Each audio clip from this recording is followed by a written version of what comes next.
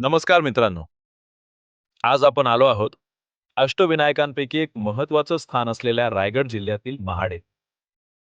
पनवेलपासून अगदी जवळ आणि निसर्गाच्या कुशीत वसलेलं हे ठिकाण मनाला प्रचंड प्रसन्न करतं. हे मंदिर पेशवेकालीन असून इथली मूर्ती स्वयंभू आहे. इथलं सर्वात मोठं वैशिष्ट्य म्हणजे भाविकांना थेट गाभाऱ्यात जाऊन बाप्पाचं दर्शन घेता येतं. मूर्ती इतकी साजूक आणि लोभस आहे की डोळ्यांचं पारणं फिटतं. दर्शनानंतर बाहेर आलात की तुम्हाला गावठी भाज्या आणि रानफळांचे उत्तम स्टॉल्स दिसतील. इथेच एका भावाने नुकताच वाफवलेल्या रानमेव्याचा स्टॉल सुरू केला. गरमागरम वाफवलेल्या वाल शेंगा, शेंगदाणे आणि तुरीच्या शेंगांची चव तर अप्रतिमच. सोबत चिंचेचे वेगवेगळे प्रकार आणि ताजी फळं तुमची भूक नक्कीच चाळवतील. खादाडी सोबतच इथे एका ताईंचा पुस्तकांचा स्टॉल.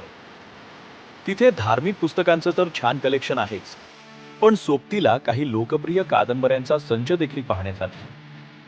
वाचनप्रेमी असाल तर इथे एकदा नक्की भेट द्या. मला तर हे कलेक्शन जाम आवडलं. दर्शनानंतर पोटपूजा करण्यासाठी इथे खादाडी आणि चहापानाची अक्षरशः भरगच्च दुकान.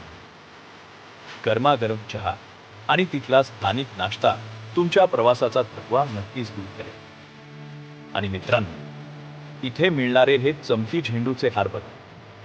हे हार दिसायला जितके आकर्षक आहेत तितकेच ते बराच काळ टिकतात. बाप्पाच्या चरणी अर्पण करण्यासाठी किंवा घरी नेण्यासाठी हे एक उत्तम वैशिष्ट्य आहे.